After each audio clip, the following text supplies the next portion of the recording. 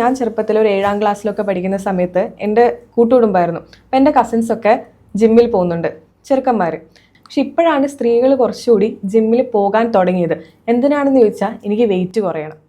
Strength training എന്നതിനെക്കുറിച്ച് വളരെ കുറച്ച് കാലമായിട്ടുള്ളൂ സ്ത്രീകൾ മനസ്സിലാക്കി തുടങ്ങിയിട്ടും സംസാരിക്കാൻ തുടങ്ങിയിട്ടും.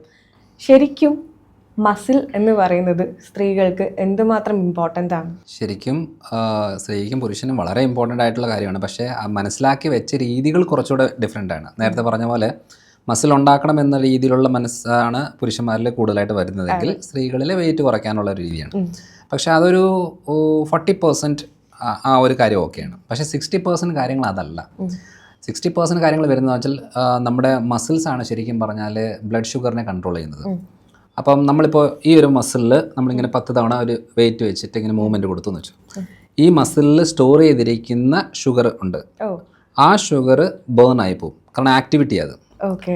അന്നേരം എന്താ സംഭവിക്കുന്നത് വെച്ചാൽ ബ്ലഡിലുള്ള ഷുഗറിനെ വീണ്ടും സ്റ്റോർ ചെയ്ത് വെച്ചാൽ ആ മസിലിൽ സ്റ്റോർ ചെയ്ത് വെക്കും. അപ്പം മെയിനായിട്ടും ആദ്യത്തെ കാര്യം എന്ന് പറയുന്നത് സ്ത്രീകളിൽ മസിൽസ് അനങ്ങിയെങ്കിൽ മാത്രമേ ഹോർമോണൽ ഇംബാലൻസ് ക്ലിയർ ആകത്തുള്ളൂ. മൂവ്മെൻറ്റ്സ് വന്നെങ്കിലേ കാര്യമുള്ളൂ. മസിൽ അനങ്ങിയെങ്കിൽ മാത്രമേ ഫാറ്റ് മൊബിലൈസ് ആവത്തുള്ളൂ, വെയിറ്റ് റിഡക്ഷനുമായിട്ട് ബന്ധപ്പെട്ട് വരത്തുള്ളൂ. അതുപോലെ തന്നെ ഷുഗർ കൺട്രോളിന് ഏറ്റവും ഇമ്പോർട്ടൻ്റ് ആയിട്ടുള്ള കാര്യമാണ്. പിന്നെയുള്ളതെന്ന് പറഞ്ഞാൽ ബോഡിയുടെ, അത് സ്ത്രീകളുടെ ഒരു ശരീരത്തിൻ്റെ ഒരു ഷേപ്പുണ്ട്. ആ ഷേപ്പ് ശരിക്കും പറഞ്ഞാൽ ഈ ഫാറ്റ് വന്ന് കവർ ചെയ്തിട്ടാണ് ആ ഒരു ഷേപ്പ് മാറുന്നത്. അപ്പം ഈ മസിലിൻ്റെ ആ ഷേപ്പ് നമ്മൾ മെയിൻറ്റെയിൻ ചെയ്യണമെന്നുണ്ടെങ്കിൽ മസിലിനെ സ്ട്രെങ്തൻ ചെയ്യണം.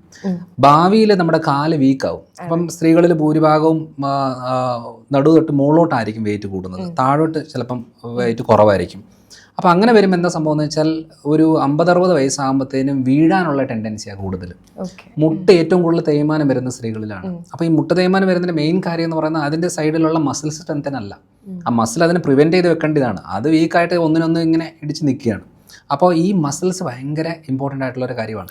പിന്നെ ഈ മസിലിൻ്റെ മൂവ്മെൻറ്റ് വരുന്നതനുസരിച്ച് എൻഡോർഫിൻ എന്ന് പറയുന്ന ഒരു നമുക്ക് റിഫ്രഷ്മെൻറ്റ് കിട്ടുന്ന ഹോർമോൺസ് ഒക്കെ റിലീസ് ആവുന്നൊരു കാര്യമാണ്. പെയിന് കുറയുന്ന സംഭവങ്ങളാണ്, മൂഡ് ക്ലിയർ ആവുന്നൊരു കാര്യമാണ്.